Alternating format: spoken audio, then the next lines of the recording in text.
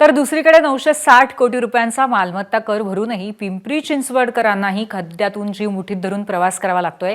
आणि अशा परिस्थितीमध्ये या समस्यांवरती उपाय करण्याऐवजी आता सत्ताधाऱ्यांनी नागरिकांच्या खिशावरतीच जल्ला मारण्याची तयारी केली आहे।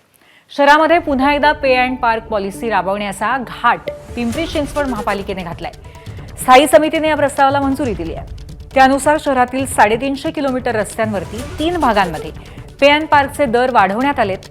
यात मेट्रोने प्रवास करणाऱ्या दुचाकीस्वाराला 10 तास पार्किंगसाठी 30 रुपये मोजावे लागणार आहेत, तर 18 मीटर रस्त्यालगत स्वतःच्या घरासमोर वाहन उभं करण्यासाठीही मासिक शुल्क आकारलं जाणार आहे। वाढत्या वाहतुकीला शिस्त लावण्याच्या नावाखाली ही पार्किंग पॉलिसी करदात्यांवरती लादली जाते।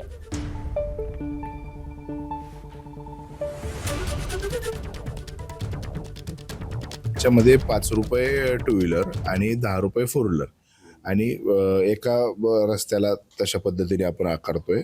काही रोड जे आहे एकदम प्रीमियम रोड्स आहेत की ज्या ठिकाणी जास्तीची वर्दळ आहे, त्याच ठिकाणी फक्त फोर व्हीलरला आपण 20 रुपये आणि 10 रुपये टू व्हीलरला अशा पद्धतीने आपण हे धोरण राबवायचा प्रयत्न आपण जीबीला हे दर निश्चितीकरणासाठी पाठवतोय की अवजड वाहनांना त्यांच्या ठिकाणी पर्यायी त्यांची जागा असतात कंपनीजमध्ये, परंतु ते भर रस्त्यामध्ये लावतात। तर ज्यावेळेस त्यांना पैसे त्याचे भरावे लागतील तर ते निश्चितपणे रस्त्यांना ट्रॅफिकचं प्रमाण कमी होऊन जाईल।